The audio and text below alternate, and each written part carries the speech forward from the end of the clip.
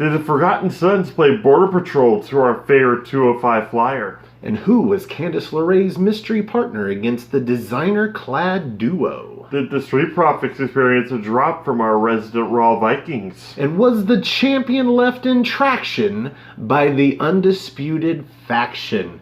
Ladies and gentlemen, this was a great show, and this is NXT.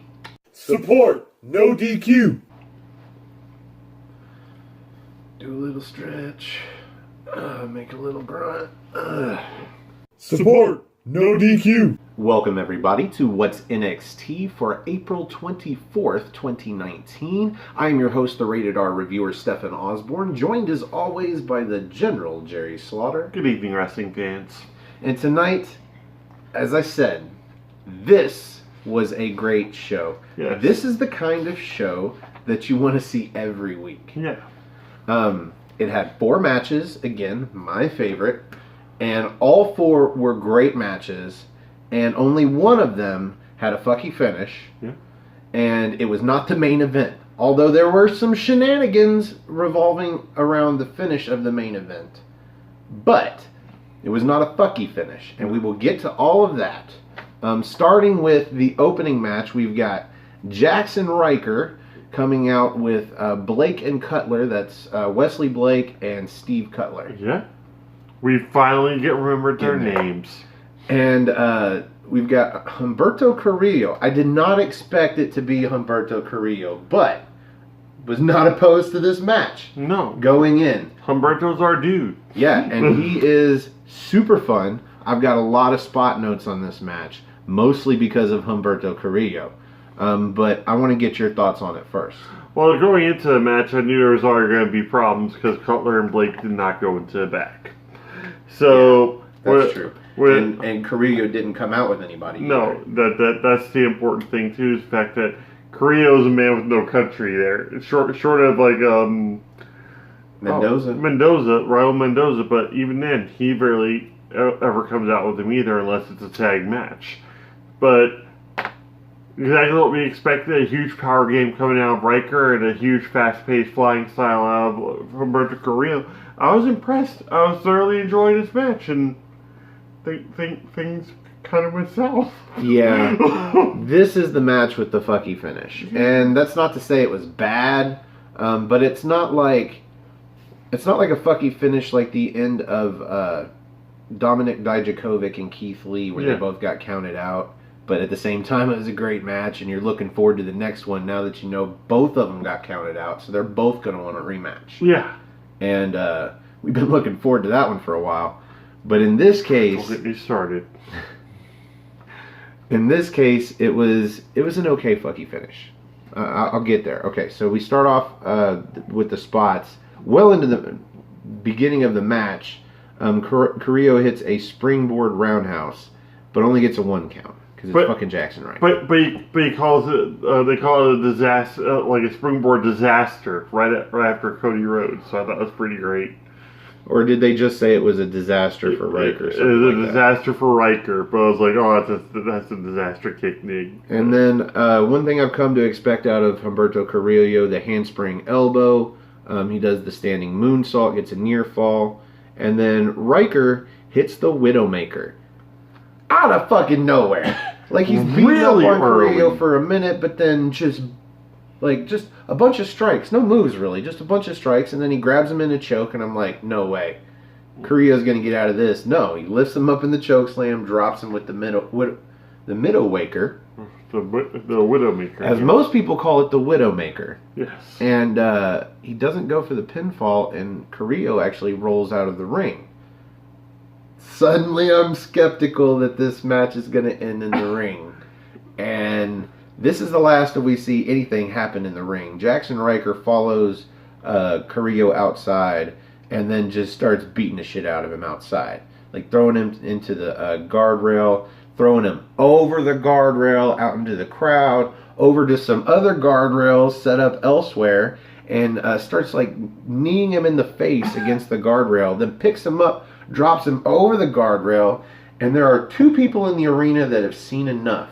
And inexplicably, Those two people are Oney Lorcan and Danny Burch. Well, not really inexplicably. They've got their history already with the Forgotten Sure, Sons. fine, why not? But what the fuck do they care about Humberto Carrillo? I think it's the fact they don't like the numbers game, and they wanted to even it up, which I'm completely okay with. I was like, is somebody going to come? Oh, there they are. That works. You know what? It was fine because during all of this brawl, before Burke and Lorch got involved, the match actually got called. I'm guessing double count out. Yeah. The match just got thrown out because of, like, havoc, more or less. Yeah, because there wasn't really anything illegal being done. Dropping somebody over the barricade does not usually get one disqualified from a match. Even throwing them out into the crowd, as long as you get them back into the ring. So in this case, it was a double count out that I don't think is leading up to another one-on-one match, but might be leading up to a 3-on-3 six-man tag. And I'm okay with this. Yes. So this was probably the weakest match on the card, strictly based on the finish, but still a really fun match. Well, yeah, it was a great opener. Like, it makes sense to be a finisher for Riker, because Riker just seems to be this kind of unhinged badass. I think the referee called for the bell, knowing that Riker was way, way, way on the other side of the arena. Yeah, he wasn't coming back. And he didn't care that he was going to get counted out. Referee called for the bell, and he went home. At this point, until Lorcan and Burch intervened, I don't think Carrillo really cared either. He just cared about catching his breath because he was getting beat pretty bad. Mm-hmm. And then Lorcan and Burch, they got chairs, so they evened the odds, considering it was 2-on-3 at that point because Carrillo was dead to the world. Yep. I'm okay with this. Yeah. Moving on. I'd be actually really happy if, like, in this match, Carrillo gets the pin or actually goes over on one of the members of the Forgotten Sons. Sure, why not? But I'd rather see Riker go over. He looks like he's the one on his way to the next level. So, again, moving on. Up next, we've got an interview with Adam Cole backstage, and he is talking about the main event and how basically he feels like Johnny Gargano's too chicken to pick a fight with him, so he's going to do it with Roderick Strong. But Strong's going to do as they do in the Undisputed Era. He's going to go out there and beat his ass and win. Mm-hmm. Basically. Right, just in the middle of a photo shoot, because that's what they do. They just interrupt these things. There is not enough time to do an interview after the photo shoot. Well, remember when she was waiting outside for somebody to interview? I think it was. Yeah. Yes, outside for a photo shoot, and that's when Adam Cole approached. And then now they're like, okay, so we can't wait on him because these photo shoots tend to run over, so we're just going to interview him as they're getting photographed. And I don't know. Just noticing trends here and a progression. So off the camera, we get Adam Cole saying, like, what are you smiling about? What are you laughing about? And sure enough, it's our resident stoner, Matt Riddle. Yeah.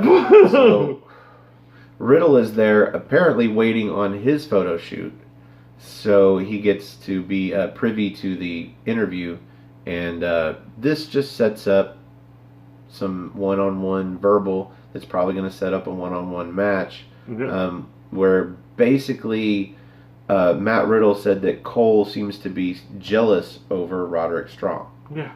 And it's pretty simple, and Cole does not take him up on the challenge.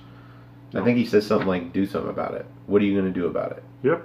And Cole's not going to do nothing. He says he's got other things to worry about.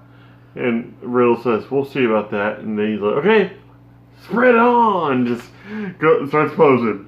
Yeah. He's like, let's get this photo shoot going. And we get like 3 poses out of him. Mm-hmm. Just right in a row. Perfect. It's hilarious there at the end. Great segment.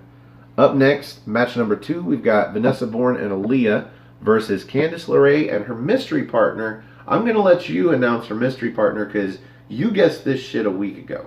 Casey Catanzaro. Catanzaro. Catanzaro. Our resident ninja warrior that got her ass whooped by Rhea Ripley. Everybody pronounces this girl's name wrong. Well, a lot of people say Rhea instead of Rhea. Oh, yeah, including us. Yeah. Often. I try to correct myself. Stupid H. I got in a habit. It's hard to break. But yeah, Casey Catanzaro, Yep. who of course climbs up the ring post into the ring, and she takes most of the beating in this match. It's to be expected, really. She's what I think she was the smallest competitor in the ring.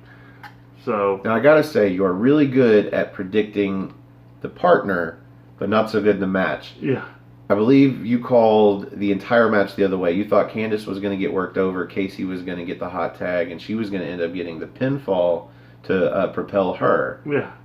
No, Casey started the match, got beat down for most of it, had a little bit of offense, got the hot tag to Candice LeRae. Candice LeRae took over, won the match. Tenacious C, as she was called. Yes, Tenacious, I believe Morrow called her that. Yes. Morrow had a few lines in here. I've got one later that I'll get to. Right off the bat, this match was like a lot more than I expected it to be, because Vanessa Bourne and Aaliyah have actually started to impress me more and more just from the viciousness of the two. Aaliyah pulls off this Indian surfboard with the knees in the back that just looked perfect and just painful as crap. Probably because Casey's so small in stature and everything, but at the same time, it was really great looking. Aaliyah's impressing me more and more with each match that she's actually in. Any move that's that hard to name? Yeah, we landed on Indian surfboard, but Yeah. I would say any move that's that hard to name is always a fun move, because usually for me, it's the first time I get to see it. Yeah. Oh, we've done a couple of those. By the third or fourth or fifth time, man, if I'm still struggling to name that move, I'm waking up in the middle of my sleep like, what do I need to name this move? I love that, though, about NXT UK. Yeah. Just about every week I see something new that I've never seen before. Mm-hmm. Just because I don't watch wrestling, and that's on me. But I've got several spots in this match. Casey, of course, with what we've noticed out of her most of the time, she comes off the apron into a handstand on the top rope. Springs into a handstand, but corkscrews it, twists it on the ropes, and then comes down onto the opponent. I think it was Bourne. Yep. And gets her with a head scissors. Yep. Head scissors takedown. Great. Beautiful.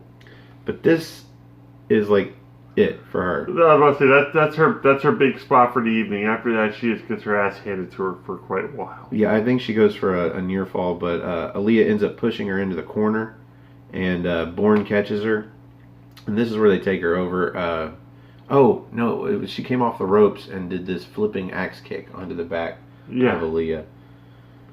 So they work her over for most of this match, and then they go for a double vertical suplex on her, but she lands on her feet on the other side and then drops them both with neck breakers.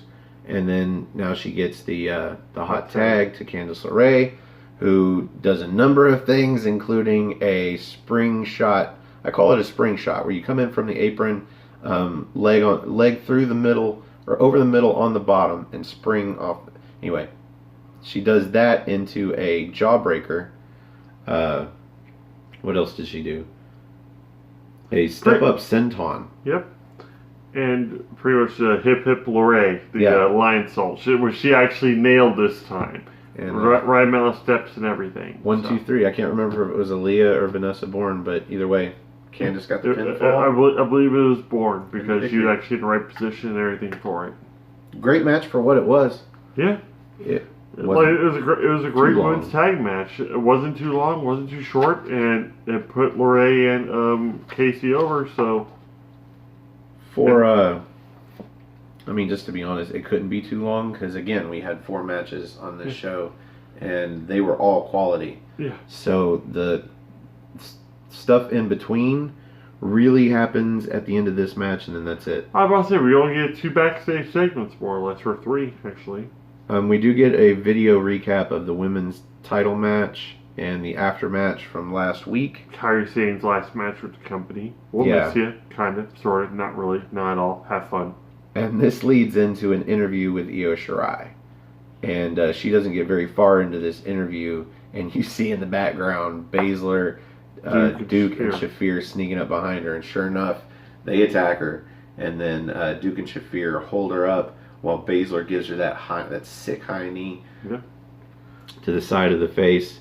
And but she was about to say she was acting more like it was her stomach was more attacked than anything else. So it's like, come on, it was a knee to the face. Play it off that, you know. But yeah. So up next we get a video package / promo for Kushida, and this is to lead us into an interview with William Regal backstage in his office. I never get sick of seeing Regal. And he's talking about how great of an acquisition this is. Fill in the blanks. He says stuff that just says this is the greatest. Kushida's the best. He's going very Donald Trump with it. This is the best signing we ever had. It was so hard to do this, and we finally did it, and thank God, because Kushida's here.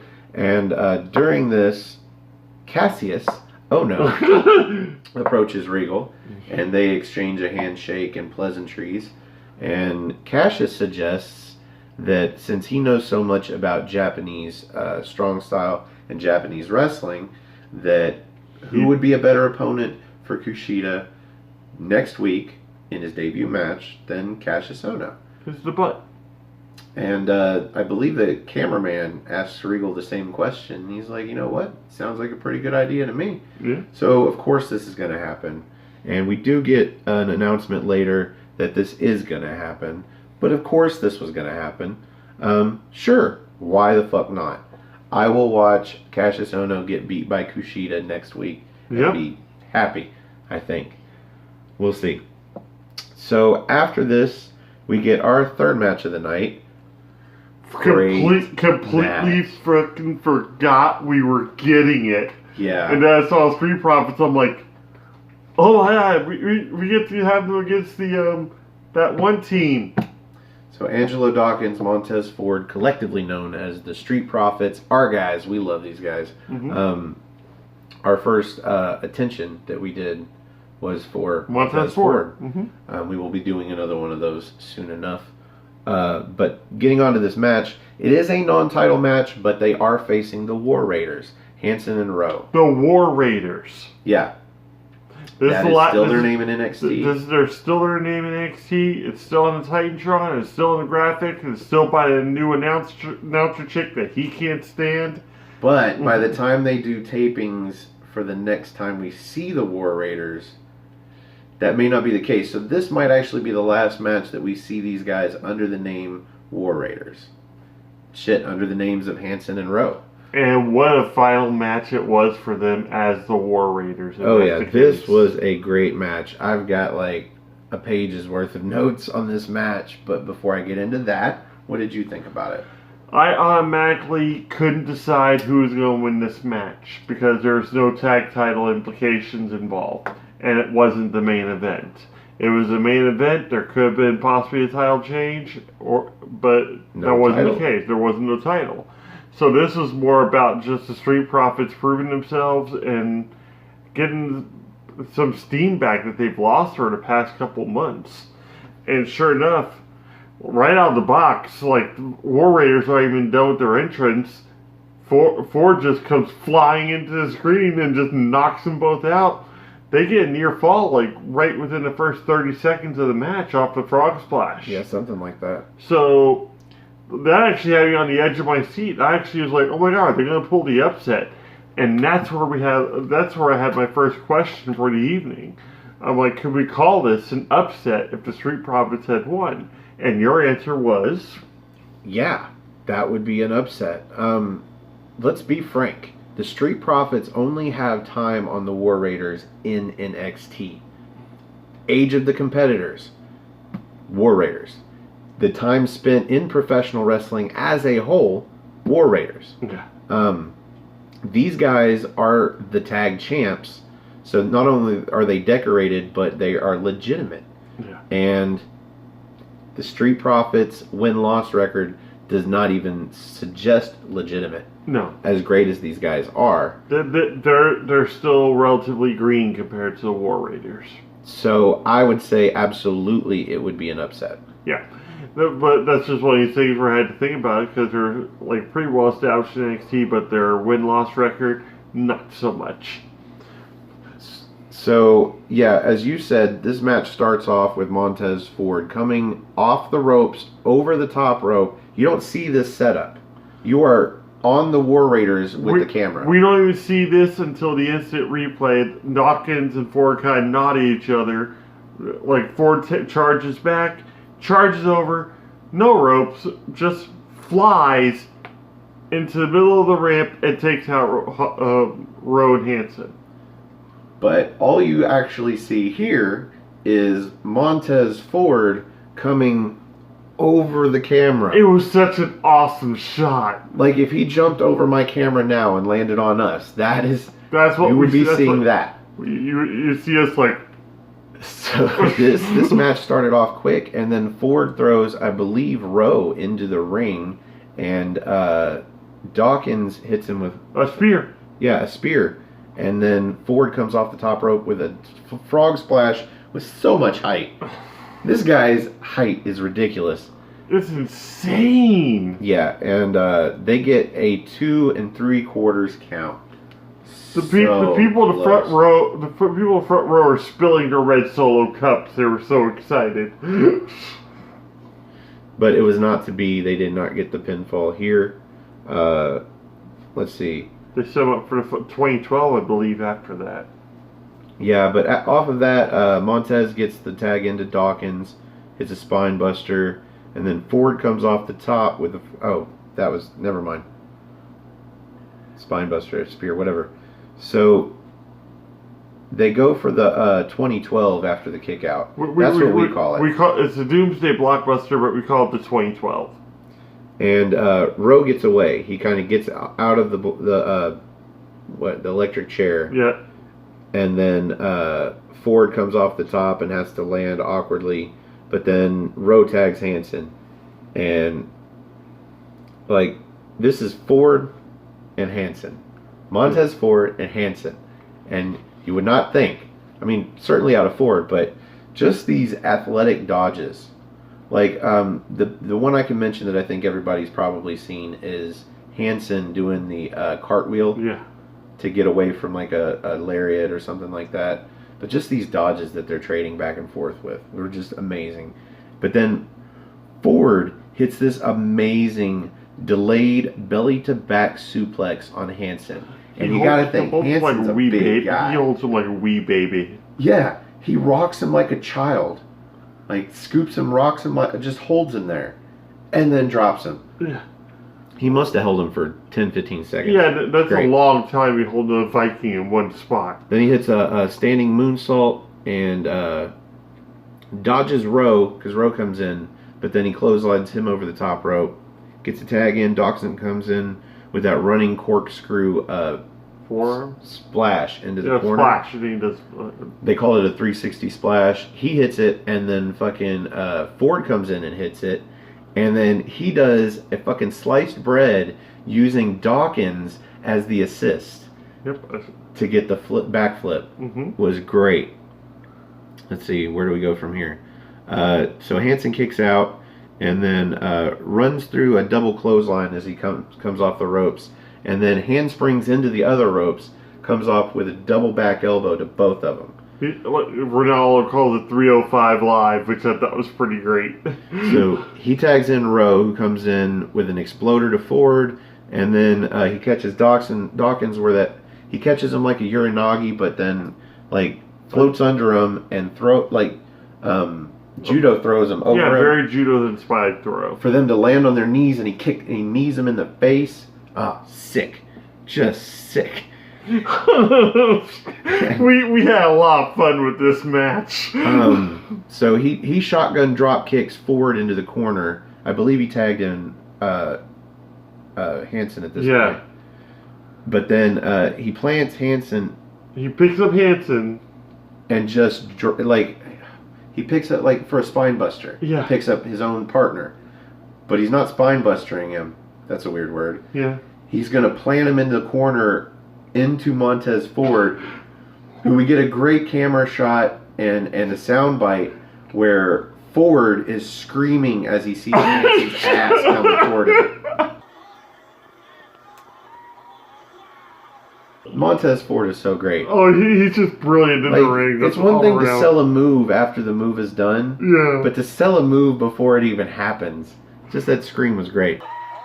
Support, no DQ. I think on Angelo Dawkins with the almost like the German suplex hit with the Hansen going off the clothesline off the second rope. Yeah, so Rowe grabs Dawkins and picks him up for a delayed German and just holds him again like a wee baby. And then Hansen springs off the middle rope and comes back with what I could best describe as a push. Yeah. Just pushes Dawkins into the German suplex. Yes. And he's out of the match. And then Montez Ford catches what they're calling Thor's hammer, but what Raw is calling the Viking experience, which is a pop-up into a power slam. And then the stack-up pin where both of them pin the guy. I don't even know who was legal at this point. But yeah. It doesn't matter. The match was over. But what a match it was. Fuck yeah, this was a great match. This was main event caliber, I think, regardless. The fact that it was a non-title, I was really hoping that the Street Profits were going to win. But I'm not unhappy about this. The War Raiders looked awesome, but so did the Street Profits. But they both benefited from this match highly. Because you have them coming off also a win against Bartel and Eichner as well. So this automatically kind of puts them into the title picture, I believe, again. So who knows? I don't know who's going to be next for the... since it obviously isn't going to be the Street Profits now that take the belts off the War Raiders. Who's it going to be? I'm hoping Kyle O'Reilly and and Bobby Fish can somehow win a match that's designated as a number one contenders match. Team Red Dragon, or maybe back. a small four corners match, or a small tournament with just 4 teams. Something. I'm hoping Undisputed Era goes after him next. Yeah, I think it's been long enough. It's been a couple of months, but it's been long enough. How about that? Just the only other tag team. Name a better tag team than them right now on NXT. I can't. I can't either, and I don't think Mustache Mountain's going to be coming back over to take it either. So please, I hope they don't. I hope they don't either. So I want to take this opportunity to announce that there is a new announcer, ring announcer. I guess Kayla Braxton has been drafted to SmackDown as a interviewer. Yep. And now I don't know what the lady's name is. I know that her outfit was very polka dotty. It was atrocious. It wasn't great. I love Kayla Braxton's orange stuff. So I miss Kayla. You love Kayla Braxton in general. Best I can say is she has got the announcer's tone down. Like she does the influxes in her voice pretty much the way that it's supposed to be done. Using a little more gravelly, I think you said. Yeah, but she doesn't have a voice. Her voice is completely uninteresting for an announcer. It has no character to it. I think she could fake that, or start smoking cigars is my suggestion. And I mean smoking them, not puff into your cheek and blow it out without inhaling. Inhale them, bitches, and get some gravel in your voice. Maybe put some character there. But she's all right. She, like I said though, the way she raises and lowers her voice, like the way Lillian Garcia eventually learned how to do. Mm-hmm. It's there. It's there. Yeah. She's for her first show. She's pretty good at it. She just I think her voice is very basic. Yeah, that's a good way to put it. But I mentioned her because she's not the only newest member to the team. Not really announcing. In this case, interviewing. We've got a new interviewer. We have not seen his face yet. He's been off camera every time. But his name is Dennis. Hello, Dennis. And we know this because Mia Yim calls him Dennis. Mm-hmm. Because she is being interviewed about Shayna Baszler and Bianca Belair and blah, blah, blah. For some reason, she thinks she deserves another shot at the title. But the way title. But the mistake she made there was mentioning Bianca Belair. So I'm thinking she's going to have to go through Bianca Belair to get to Baszler. I think we're going to get a Bianca Belair versus Mia Yim match for the number one contendership. And then even then Io Shirai is going to get thrown in as well. What I liked about this, though, is that finally we have somebody, even if it is Mia Yim, who is being outspoken about how crazy Bianca Belair is, still claiming to be undefeated. Something like that. Undefeated. When she is clearly not undefeated, she got beaten by Baszler. For her, undefeated is a state of mind. I think she's done lost her mind. Which means she was defeated in her mind. Which makes her defeated. Yeah, whatever. She's delusional. So, delusional. Before we get to our main event, we have the official announcement. Next week, Kushida debuts, or debuts, as we like to say right now. Debuts against Cassius Ohno. And that should be fun. That's next week. It ought to be a great match. It ought to be. Won't be as going to be. But it ought to be. Man, who knows? So we are on to the main event. Mm-hmm. Tonight it is Johnny Gargano, the NXT champion, in a non-title match against Roderick Strong. Who didn't think this match was gonna not be awesome? I knew from the get-go this match was gonna be great, just from their matches that they've had across the board in Pro Wrestling Guerrilla, lots of other independent companies, and to think Roderick Strong and Johnny Gargano in a ring together was going to be a bad match, that's just foolish. That's just crazy talk. Especially since Roderick Strong came out there by him fucking self. Basically, if it was all the Undisputed Era coming out there at the same time with him, yeah, that you'd be waiting for shady tactics, but you're already promised at least a good 10-minute match of just solid goodness until they showed up. And this match was given the better part of 20 minutes. Yes. It was a long match. And it was a long time before anything shady even looked like it was going to happen. Yeah. These two carried it easily 15 minutes of the match by themselves. Near falls and all. A lot of good spots. I've got a lot of spot notes here. Oh, yes. And I'm going to get to these because there were so many that I got really selective. Yeah. And even getting really selective, there are a lot. Oh, yeah. But you know what these two guys is going to be, especially with the Messiah of the Backbreaker. Yep. In his attempt to do the squirreliest of backbreakers. But before I get into all that, what was your thoughts on the main event? Automatically, anytime Roderick Strong is in a ring, you've got my full attention. Because of that. He pulls these backbreakers seemingly out of nowhere. But then also just his ring prowess in general. The guy is a ring general and a half. He's been in the sport for, I think, well over 20 years now, I think. And you would think he'd be slowing down or wearing down in some shape or form. No, if anything, he's more lean. He's quicker in the ring. He's more agile. He knows more of what to expect. He knows what to do. He knows his positioning. Gargano, his first test since winning the belt, and he's going against a veteran. And this match was a clinic and a half. It really, truly was. And I saw naturally more innovative moves out of Roderick Strong. I cannot speak enough about this match. And even then, the finish, I kind of called. Yeah, you basically called. But at the same time, I was happy about it and sad about it. But I was pleased with the match, so it didn't even matter.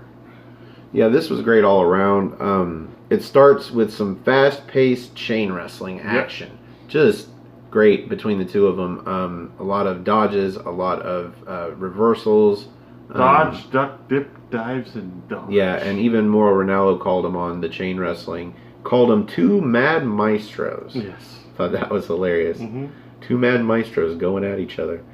So, at one point, Gargano goes for a baseball slide to Strong, who's on the outside. But Strong catches him in a wheelbarrow, pulls him out, kind of springs him off the mat, and then catches him with a half Nelson, only to pull him off somehow and do a backbreaker across the edge of the apron. The unforgiving part, as we're repeatedly told. Wow. Looked like it hurt. Oh, yes, it did. I mean, the only other thing that I've seen that looks like it hurts that bad is Kevin Owens' powerbomb into it. Well, yeah. Jesus. So, Somewhere in the ring, Strong ties up Gargano in the ropes, where he pulls his arms, he pushes him under the bottom, pulls his arms over the bottom rope into a chicken wing, double chicken wing, and then ties up his legs like a clover leaf and kind of tries to tie him into the middle rope. Yeah. And hold it with the toe. And it doesn't seem to work out all that great. I think it was a great idea. I was about to say the layout was there. It's just the fact that Gargano is too small in stature to do that to. Maybe a guy maybe 5 or 6 inches more taller. Maybe Dijakovic. Oh yeah. That would be excellent. So let's see. Strong goes into a single leg and single arm gory special. Yeah. So this was not your contrived gory special where the legs come over his thighs and kind of get caught at the ankle and just stay there magically. Mm-hmm. He actually has one arm, and then he's using his other arm instead of getting that arm to have one leg held in this gory special. So I thought that was cool. I was about to say, that actually looked a little more painful than the actual gory special that we usually see. But Gargano escapes out of that. And then Strong pulls Johnny outside and tries that half Nelson thing again, the backbreaker on the apron. And Gargano reverses and arm drags through, sends Strong shoulder first into the ring steps. So that was a great spot. And then Johnny sends him back in the ring and hits that slingshot spear, gets a near fall.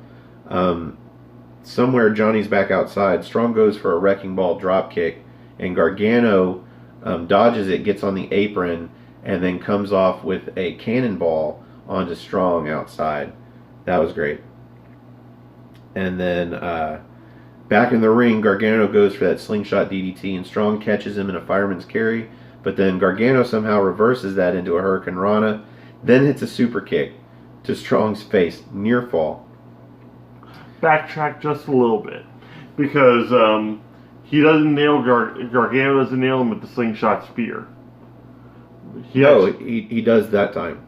Oh, he does? Yeah, it's later on in the match when he goes to the well one too many times. Okay, cool. But we will get there. All right. I like getting to that part. Where we are at is one of my favorite, and apparently the crowd's favorite spot in this match, because Gargano has got Roderick in the corner, and he chops him. Sick chop. From both of these guys, some sick sounding chops tonight. But Gargano hits one, good chop. Hits the second, knocks the spit out of Roderick's mouth. And I think the first one goes flying and hits somebody in the crowd. Yeah. Because it makes some crowd ruckus. But the crowd sees the spit. It's a lot of spit. Yeah. And Johnny's so entertained with the crowd, so it takes a moment. But then the crowd chants for he hits another one. No, he hits another one. And the spit goes flying. Crowd loves it again. Now they're chanting one more time. And he hits a fourth, but a third with the spit flying. A lot of spit from Roderick Strong. Mm-hmm. Jesus. Must have been sucking on some candy or something. Hey-oh! I don't know what that means, but okay. Candice LeRae, Johnny Gargano's wife. Okay. So from here, we get a counter party. I don't know what else to say. They both go for what essentially amount to signature moves and keep dodging each other.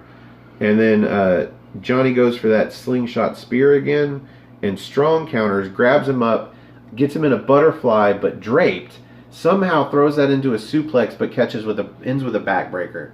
Phenomenal looking, near fall. Mm-hmm. And then this is the breakdown. They both get up and they start trading these sick elbows. And then Gargano hits an enziguri. Then Strong comes back with a roundhouse kick to the face. And then he goes for a jumping knee, misses, but then comes back with a back elbow that stuns Johnny. He goes into the ropes but comes off with a discus lariat that turns fucking Strong inside out. Then he goes for that super kick, like sets up in the corner like DIY, and Strong catches him in the kick launch. Yep. But picks him up and just throws him the back of the head first into the turnbuckle. In Japan, they call that the fuck you throw. So Gargano gets up and Strong comes in with a running knee into the corner and then hits a backbreaker and then holds the backbreaker, picks him up, sends him into a flapjack the other way, near fall. And then he goes for a Boston Crab, which Gargano counters into the Gargano escape. This brings out Adam Cole to jump up on the apron, cause a distraction, get Johnny Gargano to let go of the Gargano escape. And to his credit, Roderick tries to follow up on the distraction, but unsuccessfully. And then Bobby Fish and Kyle O'Reilly come out. But then one thing you didn't call, I could have never called. For some explicable reason, Matt Riddle comes out. Down the rampway, catches both Fish and O'Reilly almost to the end of the rampway, takes them out, goes for Cole. Cole turns around and clocks him in the face. But after this, for some reason, Roderick reaches through the ropes and grabs Adam Cole, who turns around thinking it's Johnny Gargano and kicks him in the face. Or that's what we think. Well, we think he thought it was Adam Cole.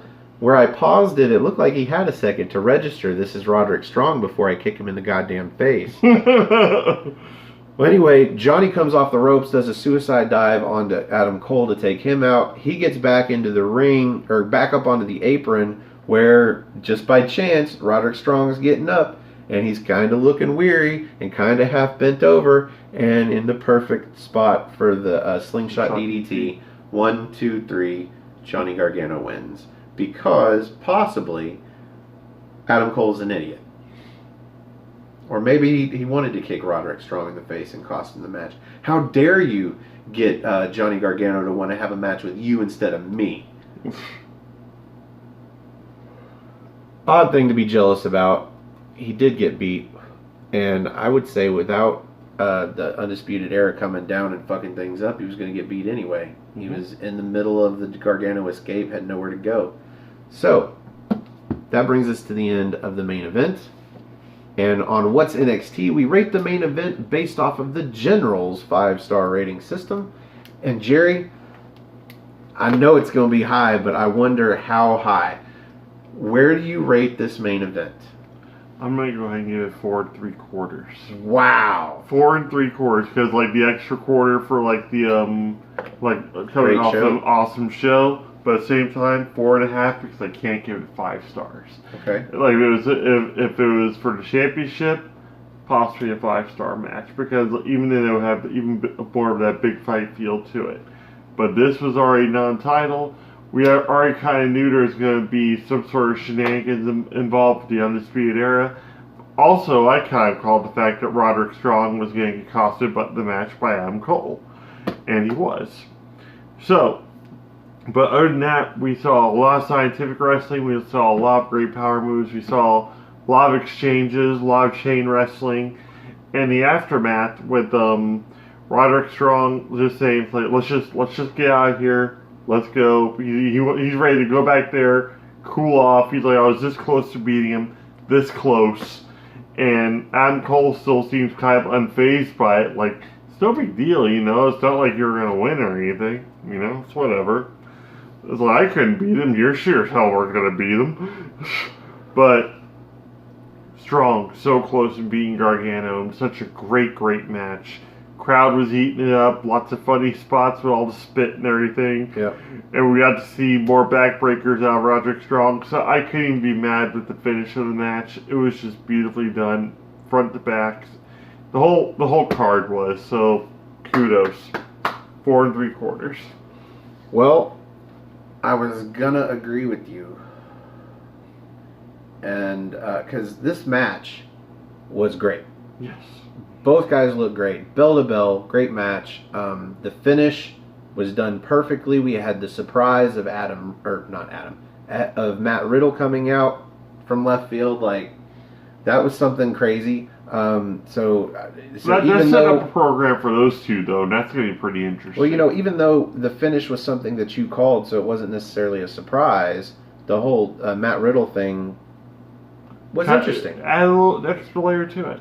So, off the back, though, of a great show, I just think that there should be no barriers on a 5-star match. I don't think that it has to be a title match for it to be a 5-star match. And I was going to give it 5 stars. Then I remembered there was no story in this match until Adam Cole came out and kicked the wrong person in the face. Yeah. So I'm going to hold back that 5-star. Great as this match was, main event, all of it all together, I'm going to go ahead and agree with you. 4 3/4. Yep, that's what I figured you'd go with, especially because, like you said, there was no story to it. There was like no husband when it comes to that kind of thing. I think it's been a while since we've agreed, but for such a high score, I think this is the perfect match for us to agree. 4 3/4. Can't give it a 5. It wasn't perfect like that, but it was certainly great and a great show. Yes. Excellent, excellent show. Support, no DQ. So that brings us to the end of What's NXT. And thank you for joining us. Please join us tomorrow as we review NXT UK. I believe episode 40? The Big 4-0. And we will be doing that on our NXT party. I'm not particularly sure who we're going to have as our guest. We got Noah. I think we have Noah. We might have another. Maybe not. But Noah's enough. Trust me. No, because 205 lives matter. Yes. Simple as that. NoDQ.com/Noah, NOAH. Also find Cindy G, NoDQ.com/Cindy, CINDY. And you can find this shirt and many more NoDQ shirts at NoDQ.com/shirts. So I think that's all our NoDQ plugs. Yep. If you would like to join us up on the big screen and help us review a future episode of NXT UK, we'd love you to come on and have a spot of NXT with us. We are looking for new guests for the NXT party. You can also do an episode of the Rated R Report with us if you want, if you don't watch NXT UK, or maybe do a predictions or a review video for an NXT pay-per-view, or even a main event pay-per-view. We do predictions for those as well. If you want to come and join us, you can find me on Twitter. Go to nodq.com/Stefan. That's STEFAN.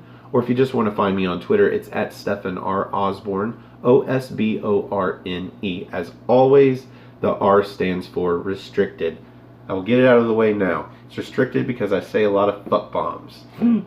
There you go. You can also find this gentleman on Twitter. At NoDQ Journal and my Facebook group Armbar, all capital, ARMBAR, exclamation point.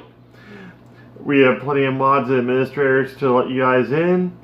Lots of different discussions going on, lots of new members, lots of exciting things going on in Armbar right now. I'm really excited for it. Yes, find us on Armbar. Do not add us on Facebook. No. If we like you, we will add you. Absolutely. But that's not it. It's not per That's usual. neither here nor there, really. I don't like to have a lot of spoilers on my Facebook, as I've said many times. That is for my Twitter. And if you would like me to follow you back on Twitter, just DM me. Just say, follow me back.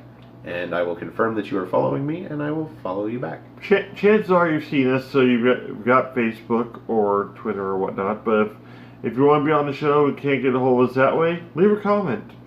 Yeah, email works just fine. That's how we got Chris Mace. He is one of the members of the NX Team's 4 Horsemen. And hopefully we'll have him for an after-match present soon. So if you like our video, click the like button. That is underneath me. And if you like all of our videos, you should click the subscribe button. That's underneath Jerry. Yes. And in between there is the share button. And we will give you a moment for this. I know it takes a moment. Click the share button, and it brings up a little bar on your screen. Click Twitter. Then share. And then click it again. I know you got to click it twice. Then the bar comes up. Then click Facebook. And share. And there you go. Or just copy just copy the link and just smather it everywhere. Yeah. If somebody you know out there watches NXT, maybe they will enjoy our video. Our goal is to talk to people about wrestling. In that vein, we have our channel, Aftermatch Wrestling.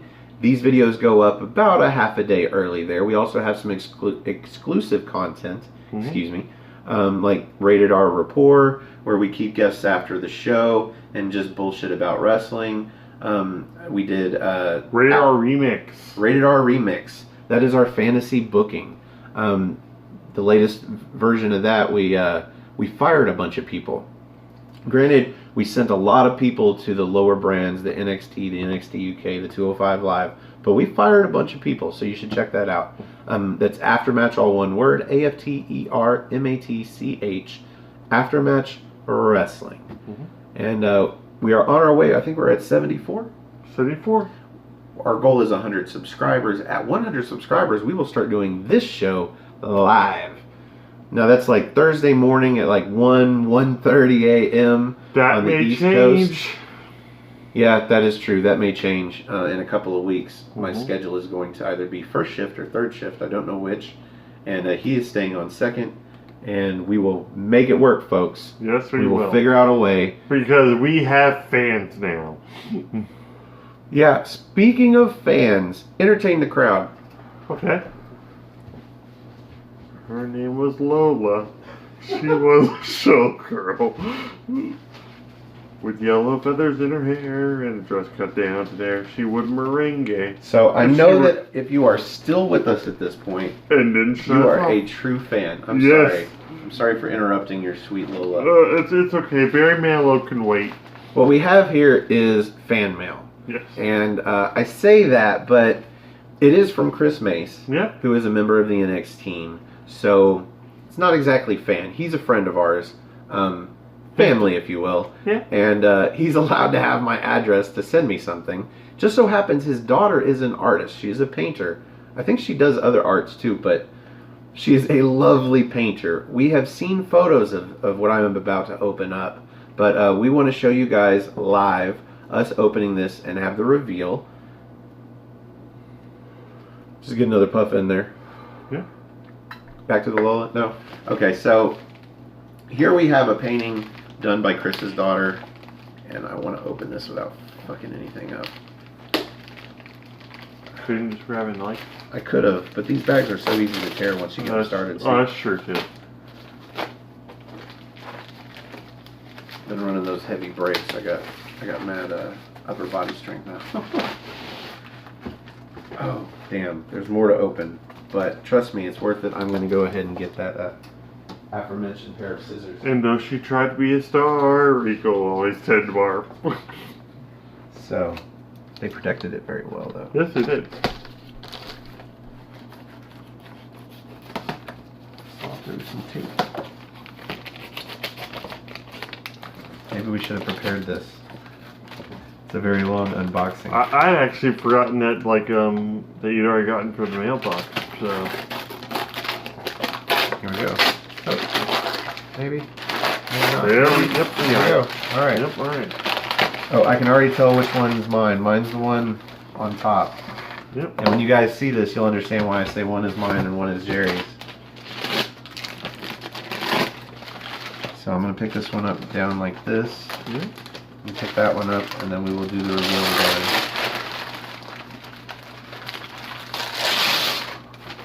Oh, you gotta flip it over. You gotta flip it over. Yeah, flip it over. Son of a steam bulldog.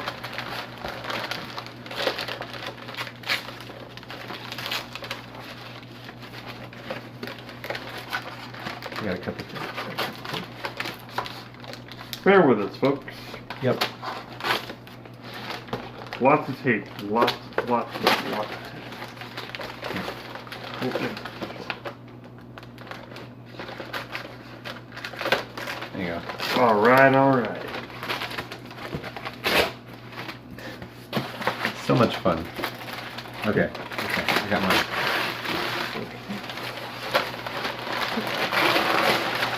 Ready? Ready. Oh, Let's see if we can get it closer. yes. Representations. Yeah, so it's not just fan mail, it's fan art. And I Yes. never in my wildest dreams ever thought that I would have fan art of myself. This is fantastic. That is crazy. This is fantastic. So we are going to find a spot to properly display these. I don't know where, but we will find a spot We will on make the top it- of the TV if I can get away with it somehow.